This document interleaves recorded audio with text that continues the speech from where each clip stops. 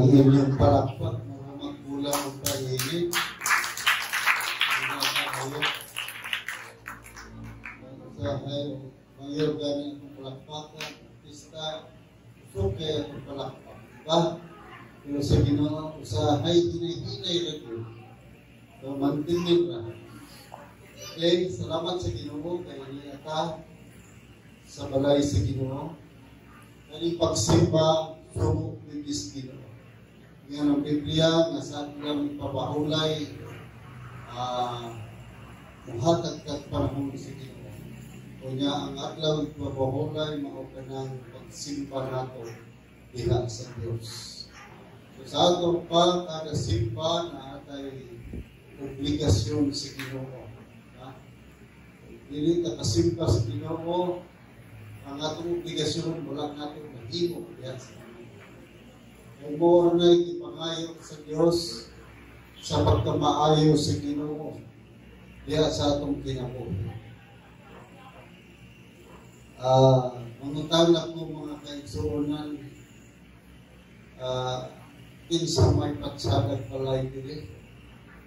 Atong isa itong kapot, kinapang konkreta, wala ko rin pagsagad palay. Pero na, mag-ipagsagad, mag-ipagsagad palay. Pero musulpi ko, kanang kapagsadang balay, dili na nato mo Ginoo natong panimalay. Amen. So, ang atong topic karon atong giuluhan o going home to our real residence which is in heaven. Mupaulit na sa itong panimalay nga mo atong Ginoo nga residensya na mao ang langit. Praise the Lord. Ang atong citizenship, dili sa kalimutan. But our citizenship is in heaven. When we serve God. Amen. Kung nangalagad ng Diyos ang atong citizenship or our real residence or our real home is in heaven. Atong foundation scripture diha sa John chapter 14 verse 1 and verse 3. Ingon diha, don't let your heart be troubled. Trust in God and trust also in me. Lord, nakapasaan mo naman ginapot na. Ako na lang pasawat mo sa Bible. Ingon si Jesus sa John 14, mingon kanila si Jesus, ayaw ka mong kaguol, kasi naguol, salig ka mo sa Diyos, o salig ka na po, sa balay sa akong amahan, adunay daghang mga nawa. O muadto ako aron pag-andam o gapit alang kaninyo. Kung dili pangini Ginoo, dili ko uta kamo sultihan ini. O kung atuan na ako dito o makaandam ng gapit alang kaninyo, mubalik ako o guhaon ko kamo. Aron bisag asa ako katua kamo. Ang Diyos magapalangin sa ating basa. At upang ikandang Ginoong balay na ito dito sa langit. Kung mga lagad ka sa Ginoo, makapuyo ka dito. Pero kung di ka mga lagad ng Ginoo, lahi mo puyan. Asa man, dito sa kalayo sa impyerno. Amen. Okay, mga amputa, Ginoo, salamat sa imong pagkamaayo nga ikaw nagaandam ka na mong puloy kanan. Nga dili maguba, may bukod-kod nga anay. Salamat Ginoo because that place is a perfect environment. Salamat sa Ginoo nga padang among gapit walay kamatayon. It is a place without death, without sorrow and pain, without sickness and diseases. Salamat Ginoo sa imong pagkamaayo sa ngalan ni Jesus. Amen. Hallelujah. Nay mga tao nga kung maatong dumangiti kung pauwi tayo is manhuyo at gingawon sa ilang balay. Amen. Kanya ang atong di ay tinuod ng panimalay, di ng guwapong balay, yung gigaba. Kung nangalagad ka sa Ginoo, ang imong balay, mo ng langit. Mo nang kita karon nagapanaw, paingon sa atong panimalay. Even our journeys in life is very far. And where we are now in our future journey today, but we still remember that we will be going home to our real residence. Amen? Bisag layo ng atong panaw sa kinabuhi, kung asa nakita karon sa atong umalabot nga panaw ng panahon na apan atong yung hinumduman nga mupauli kita sa atong tinuod nga panimalay nga mao nang atong residensya nga mao ang langit. That's why Jesus Christ is coming very soon. For what purpose? To take us home. Amen? Unay rason nga si Ginoong Jesus, hapit nga bumalik, kay kuhaon kaniya. Papuyon sa iyang tinuod nga panimalay. Papuyon sa balay sa iyang amahan, nga iyang giandam. But we need to be careful of our life while we are on our journey to heaven. Kinahanglan ka mag-amping sa atong kinabuhi. Samtang kita nagapanaw padulong sa langit o padulong sa atong tinuod nga panimalay. Kaya naman, kung mapusgay ang atong kinabuhi tungod sa sala, di ka kaamot sa panaw nimo padulong sa langit.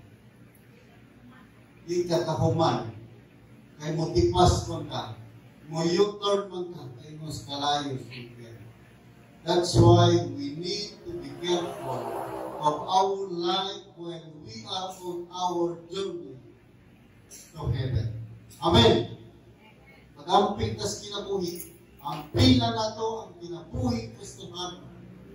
Kaya naman sa niya, mapusgay ka na sa talang. Di ka kaagod sa imong panaw, padulong sa langit. And our journey in life, in going to our real home, start when we are born. Ang atong panaw sa kinabuhi, pagpauli sa atong tinuod nga panimalay, nagsugod kini sa dihang na tao kita. Muna ang Ecclesiastes chapter 11 verse 5, dili nato pasabtan ang kinabuhi diha sa taguangkan sa inahan. Kaya nga naman, atong makita mga kaituunan na ang Diyos nagasugod sa itong panaw sa dihang matao ka. And in our journey in life, the servant of God, which is your pastor, is used by God to guide your journey to reach heaven, which is our real home. Ang atong panaw sa kinabuhi, ang alagad sa Diyos, kung yung pastor, gigamit na sila sa Ginoo aron paggiya sa imong panaw, pagkapot sa imong panimalay ng langit, mga kaigsunan. And when the servant of God, again, when the servant of God is preaching the message of the Lord, we need to embrace it and apply it daily in our personal life. Samtang ang alagad sa Diyos, mangawali sa mensahe sa Ginoo, kailangan ato ni kapson, o i-apply kada adlaw sa atong personal na kinabuhi, mga kaigsuonan. Nga naman, kaya ang pulong sa Diyos, because the Word of God is the only source of instruction to guide our journeys in life. Tungkol kay kanang pulong sa Ginoo, paghiwalay sa langit sa Diyos, muna buktong instruction o pahimangno sa giya sa atong panaw sa kinabuhi. Giyahan ta sa pulong sa Ginoo. Munang atong indakso ng pulong sa Ginoo. Usahay na mga kaigsuunan na samtang nagwalay ilang pastor, mapantol sila sa walay nga naman, naigok man ilang mga tao. Ya? Pero ang Ginoo di ay naigok na bako ang kinabuhi. Kung walang mabako, nakalihay na din siya. Amen? So, ang pulong sa Diyos, the Word of God is the only source of instruction to guide our journey in life. Praise the Lord. Okay? Ang pulong sa Ginoo po, the Word of God is an instrument to strengthen our faith in Him, because while we are on our journeys in life, hallelujah, we will encounter a lot of challenges and hardship in life. Ha? Ang pulong sa Ginoo, kahibalo pa tamang kaigsuonan, gamiton ni instrumento sa Dios aron malig-on ang impakto o diya sa Ginoo. Kaya samtang nagpanaw ta, nagbuhi pa ta, nagpanaw ta, mga kaigsuonan, makasinatik at mga hardship in life, mga kalisod sa kinabuhi, mga challenges, mga habit sa kinabuhi. Munang kinahanglan tagpulong sa Ginoo aron malig-on ang atong pagto. Kaya kung maluya ang pagto, mahugnog ang kinabuhi.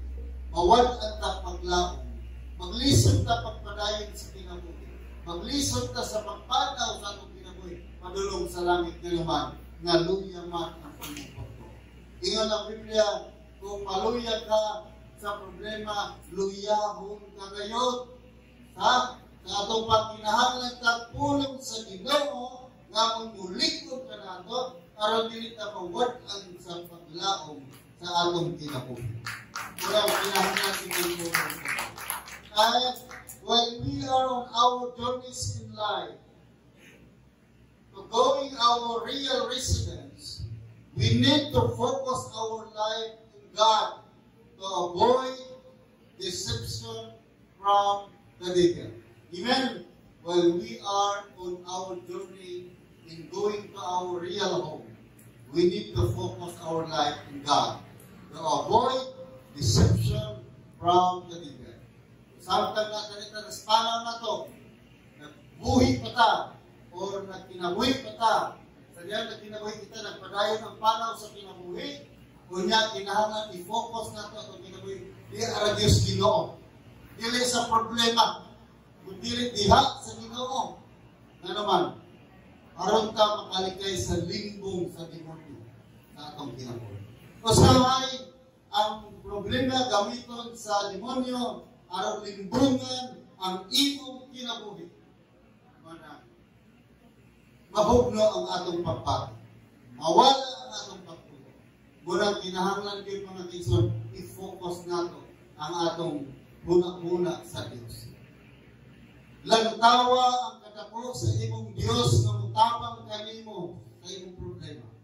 Ayaw lantawa ng kadako sa imong problema. Kaya kung imo lantawa ng problema magkadako, posibleng padapugan ka sa problema, mahugno ang kinabuhi. Kapag kung nagtao ni mga kadako sa imong Diyos, makasinatin at bilang. Amen. We serve a very big and powerful God, and to Him that believe, nothing is impossible with Him. Unang kinahanglan i-focus atong kinabuhi samtang nagpanaw ta o samtang buhi pa kita, mga ka-extraordinary. Kaya nga naman, makalikay kita sa limbong demonyo. Number 2, our journey in life in going to our real home will continue when we become born again Christian. Kaya na, ang atong panaw sa kinabuhi, magpadayon kini pahingon sa tinuod ng panimalay, mga kaisul, kumahimok ang born again. So na born again?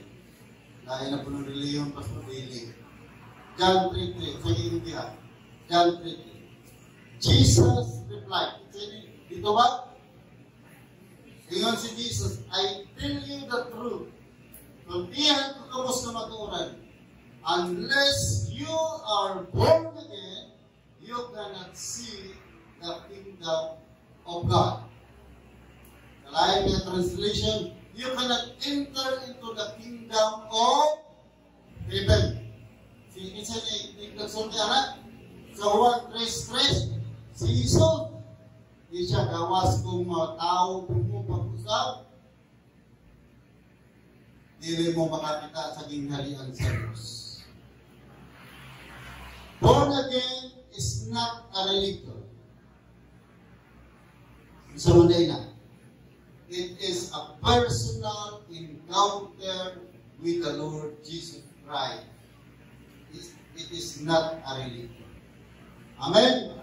Kung sa day na born again, matao pag-usap, matao sa pamilya sa Diyos, dili religion. It's not a religion or an organization, but it is a personal encounter with the Lord Jesus Christ.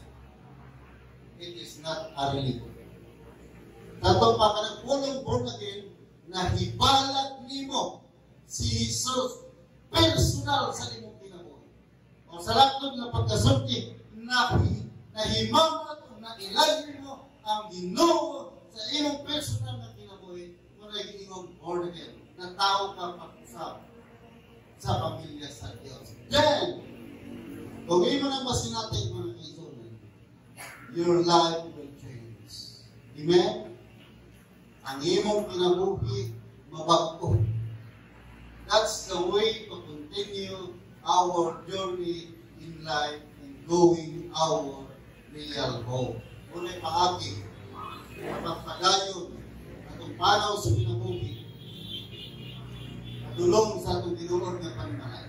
Kaya kung dili matao pag-usap, dili ma-encounter nimo si Jesus sa iyong kinabuhi, yes, padulong ka sa langit, na-U-turn na, naliko ra, asa ba nilong? Kalayo si God. Iyon pa yun ang Biblia dito, di mamatay ang ulo dito. Ato pa na iulog yung i-design ng Ginoo, na ito as impierno na maglusot-lusot sa tanang bangat sa imong lawas. Eh, Pastor, paglubong sa imong lawas, nakuha naman, nalatak naman to. Hindi kayo namin pagkabanhaw, isa rin mo mabanhaw ka, tagaan magaglawas na dili panunuton, na mag-antos-antos kalayo sa impierno. Adlaw, gabi, sakipon ka. Kapag yung tuwa po kas langit, adlaw, gabi, kalipay ang imong matagaw ka na. Kaya ang langit, walang kayo kamatayon. It is a place without death, without pain, without sorrow, without sickness and disease.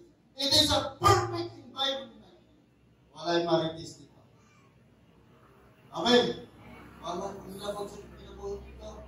Walay mo chismis dito dito. Walay manghilabot kung sa iyong isula. Walay manghilabot dito. Kung sa klase kinabuhi, kaya naman ang Diyos may kauban na. Amen. Amen na. Walay pangahaw na inyong palapag.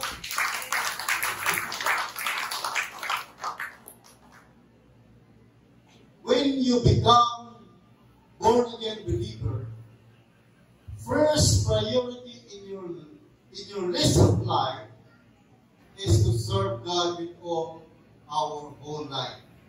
Again, when you become born-again believer, the first priority in your list of life,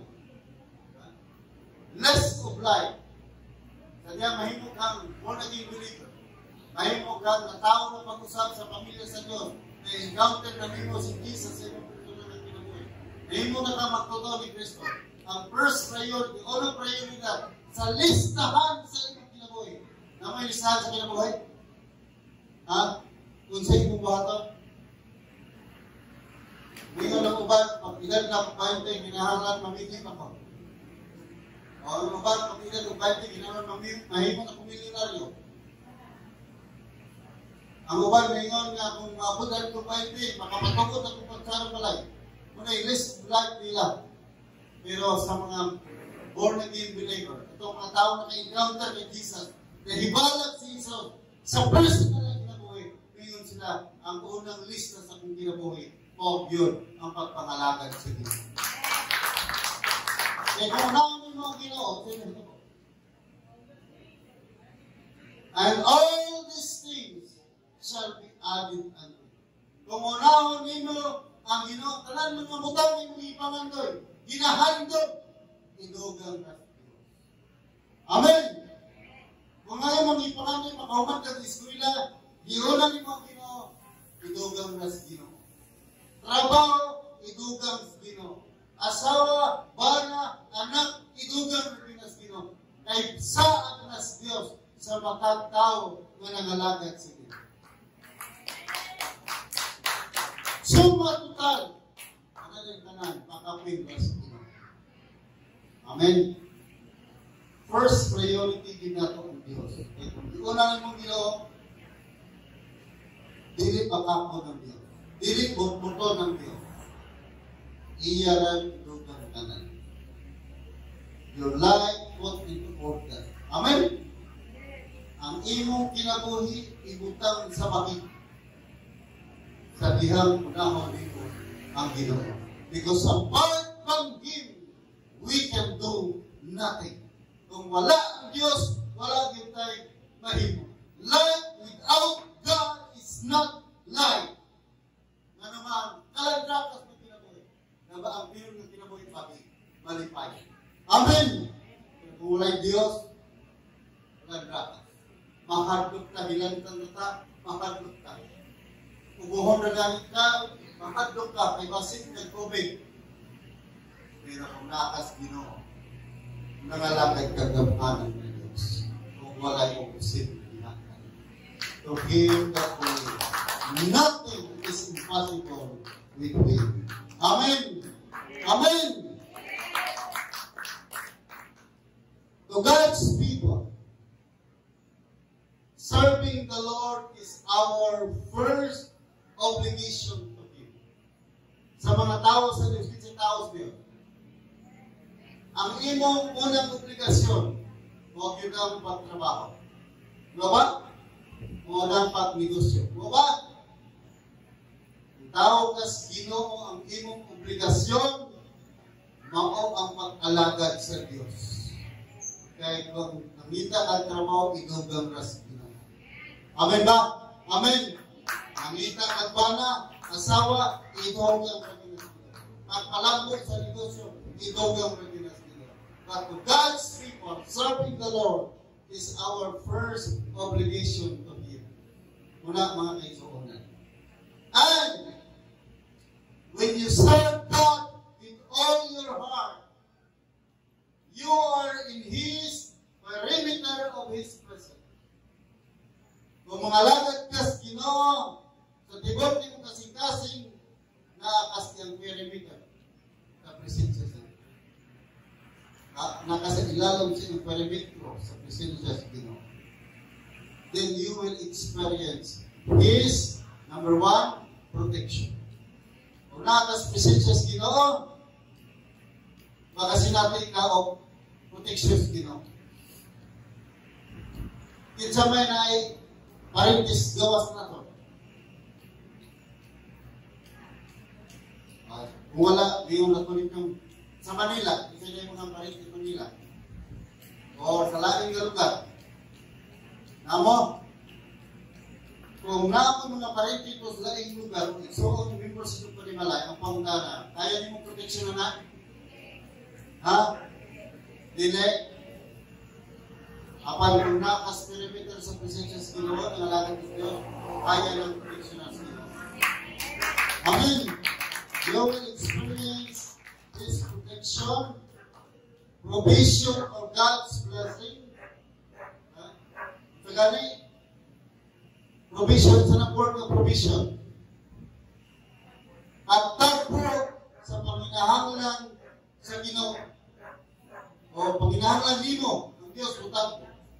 o panalangin sa Diyos. Number 3, good health. Ayaw panlawas.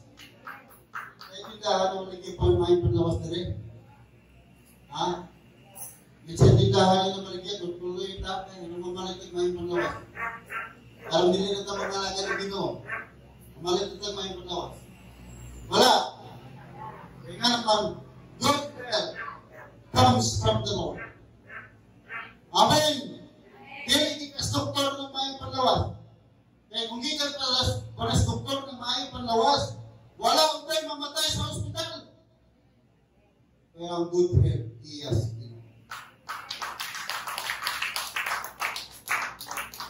Joy and peace of mind. Kalipay at kalinaw sa nahuna. Iyan na sa Ginoo. Manang kung nangalakad ka sa Ginoo, dili ka mabuang. Dili ka maghikop. Dili ka magbuong. Ano man. Tagal kalipay at kalinaw sa iyong nahuna. Kaysa kalingar ka para yung problema.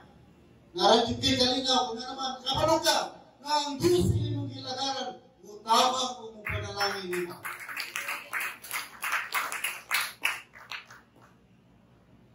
Sahay, overprotected tayo ng mga nanay, ng mga anak.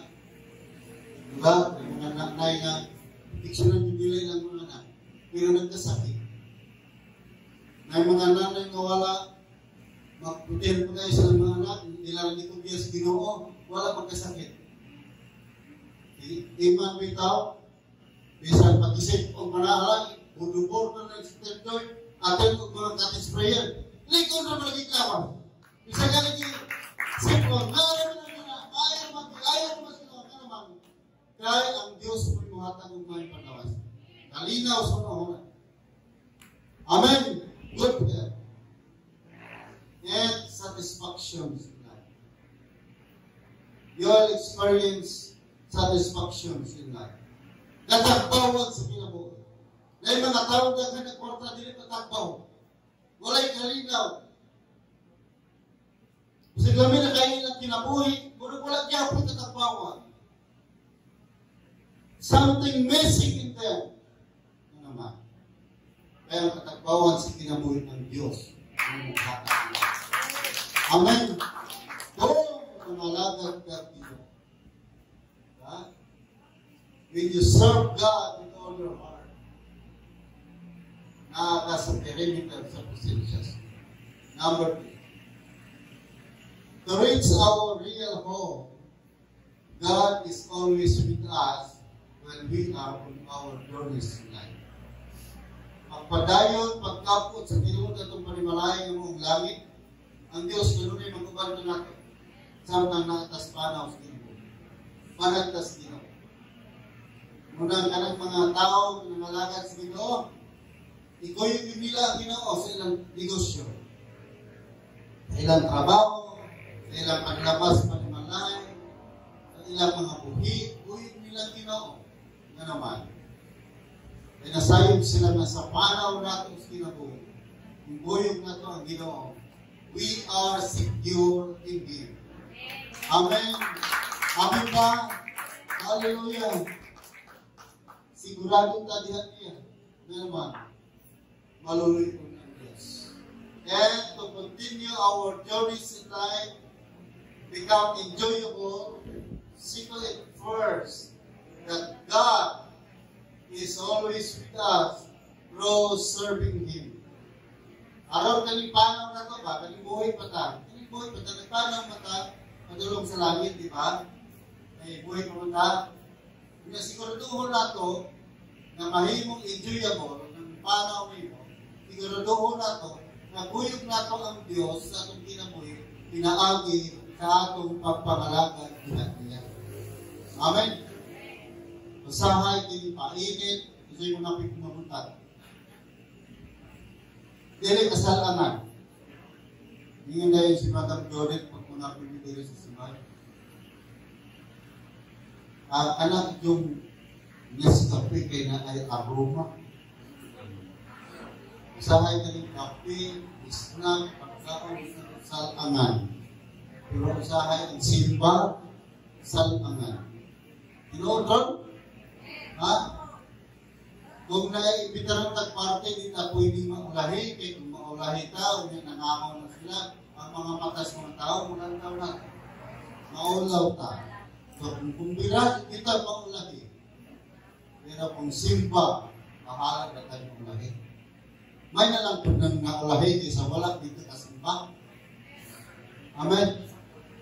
Kanang ubang, i-Indian na nila si Jesus. So, nang Indian. Naman ko yung sila akan ng Pilipino time, alas 10, alas 11. Kung American time, kung time yun. Yan na, pinitawag Indian time. So, nang Indian time, walang pagtunghap ito, di mo po Indian. Sa Indian na ito, sige na dito mo. Amen ba? Amen. Amen. Hindi mo mainit. Sigurado na ito, nakuyog na ito ang Ginoo, pinagis pagpangalangit na ito. Nga naman, what kind of problem do we have? If God is with us, you can rest in Him. Amen? What kind of problem do we have? Kung sa klaseng problema na aka, what kind of problem do we have? If God is with us, you can rest in Him. Sa kung sa problema sa hula-hula, problema sa pagbate, mga matanong kalabitan, problema sa pagbate, uyab-uyab, hindi lugar din ang uyab, problema sa pagbate, lahay, sugo na ng inahan, dili na mutuo na naman, nagka-problema nila yung kasi-kasi. Kanya, kalipong mga hamtong, ang lood po, hindi na po na tingong taong sila. Problema ng kasi-kasi. Ha? Kung saan klaseng problema na akakaroon, what kind of problem do we have? Makapahuway ka diyan sa Ginoo.